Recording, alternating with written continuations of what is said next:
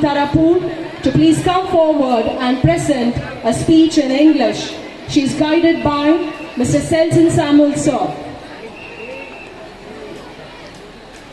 One individual may die for an idea, but that idea will, after his death, incarnate itself into 1,000 lives.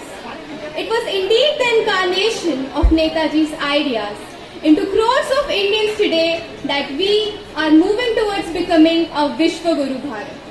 Now, we are the lives, we are the hope, we are the people of India. With these words, I would like to welcome one and all present over here. Today, we all have gathered here to celebrate the 76th Independence Day of our country, and today we need to take this celebration to the next level. After all, a vast majority of us have only ever known a free India. It was this day in 1947 that India gained its independence from the Britishers and freed itself from the shackles of colonialism.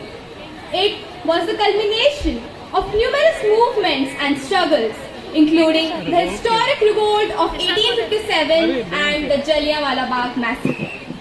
Just flashback and think of those times when mothers lost their sons and daughters, when wives were ruthlessly widowed, and where people were forced to become the slaves of the British.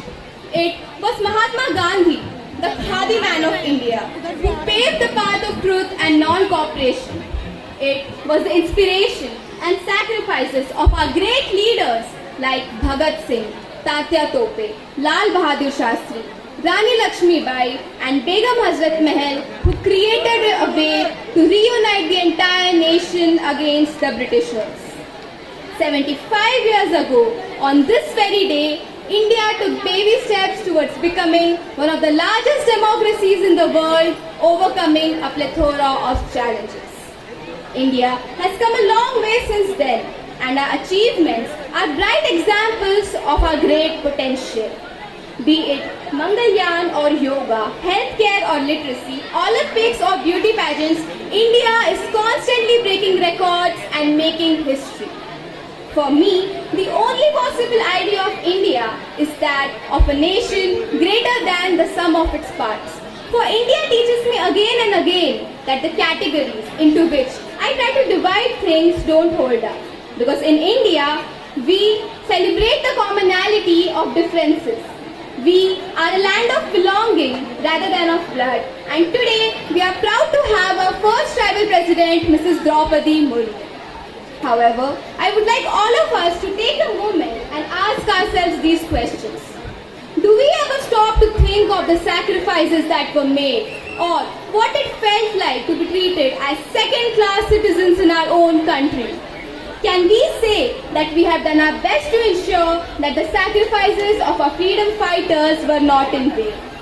It is high time now that we realize our responsibilities and contribute towards the freedom that we enjoy today so mindlessly.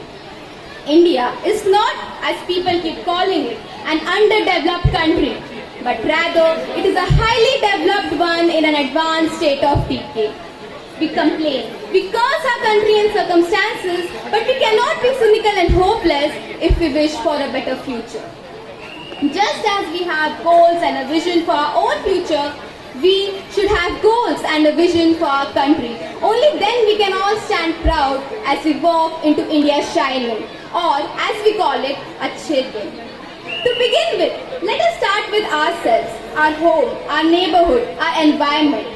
No, you're not too small a cog in the wheel to make a difference.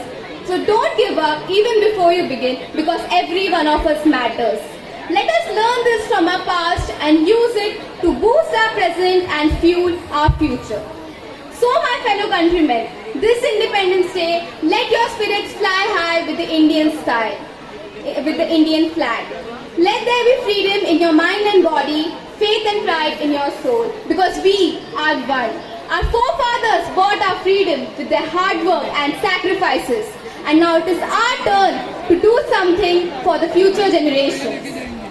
I like the evenings in India, the one magic moment when the sun balances on the rim of the world and the hush descends. When 10,000 civil servants drift homeward on a river of bicycles, brooding on the Lord Krishna and the cost of living. I make no bones about the fact that India matters to me and that I would like to matter to India. At last, I would like to wish you all a very happy Independence Day. Jai Hind.